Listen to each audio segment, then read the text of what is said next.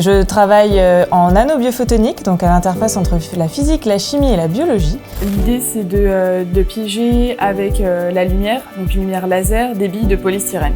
J'étudie la N-myristoylation des protéines, une modification qui est impliquée dans plusieurs pathologies, dont le cancer. Je travaille sur le recrutement des cellules souches et comme modèle, j'utilise la drosophile, donc la petite mouche à fruits. Je travaille sur de l'interaction de protéines virales sur les bactéries.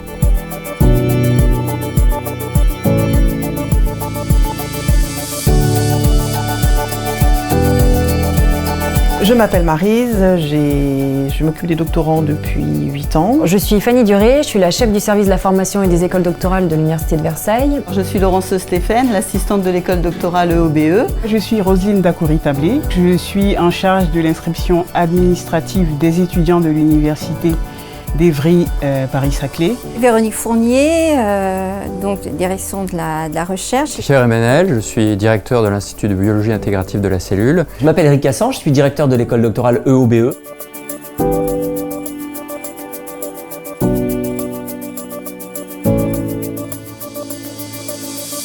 Nous occupons du doctorant, donc de son inscription jusqu'à sa diplomation. On accompagne les doctorants de manière individuelle et personnalisée lors de l'inscription administrative, pour la carte de visa, pour la sécurité sociale également. Notre rôle va être donc de l'accueillir. Et des enquêtes aussi, pour savoir, une fois qu'ils ont soutenu leur thèse, ce que deviennent les docteurs. Il me tient à cœur également de leur parler des procédures de vive voix, parce que c'est pas toujours évident et parfois ils ont besoin un petit peu d'assistance. On va mettre en place des rendez-vous individualisés à la maison de l'étudiant de Versailles et à la maison de l'étudiant de Guyancourt. Ils auront accès donc à leur gestionnaire et qui sera là pour leur consacrer 20 minutes pleines de leur temps pour qu'ils puissent répondre à toutes leurs questions.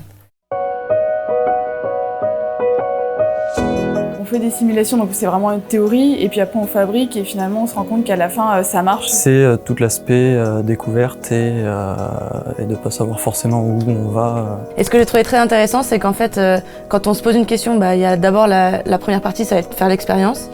Et puis quand on commence à en avoir un petit peu marre d'être dans le labo, etc., après on va au microscope pour passer les lames, etc.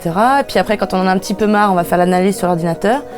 Et puis après, quand on a un petit peu marre de l'ordinateur, on va commencer à rédiger. Donc en fait, dès qu'on commence à en avoir un petit peu marre de quelque chose, on passe à l'étape d'après et tout de suite, c'est super intéressant. On fait tellement de choses différentes.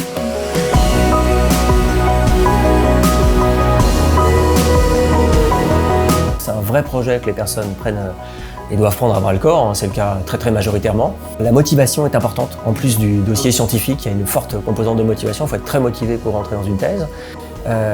Et puis aussi une certaine capacité, notamment dans nos domaines, physique et sciences pour l'ingénieur, à travailler en équipe. C'est-à-dire qu'on est rarement seul à avoir la compétence. Le plus gros challenge, c'est quand même de faire face un peu à l'incertitude. La recherche, c'est quand même une activité ouverte. On a vraiment envie d'avoir une avancée décisive, une avancée significative dans un domaine, et quelquefois c'est incrémental. Il faut avoir la tête dure en fait, un petit peu. Le doctorant, c'est un long parcours, difficile, comme je vous le disais, chronophage, solitaire. Et je leur tire mon chapeau à chaque fois et je suis toujours très émue quand je vois leur thèse et le travail final.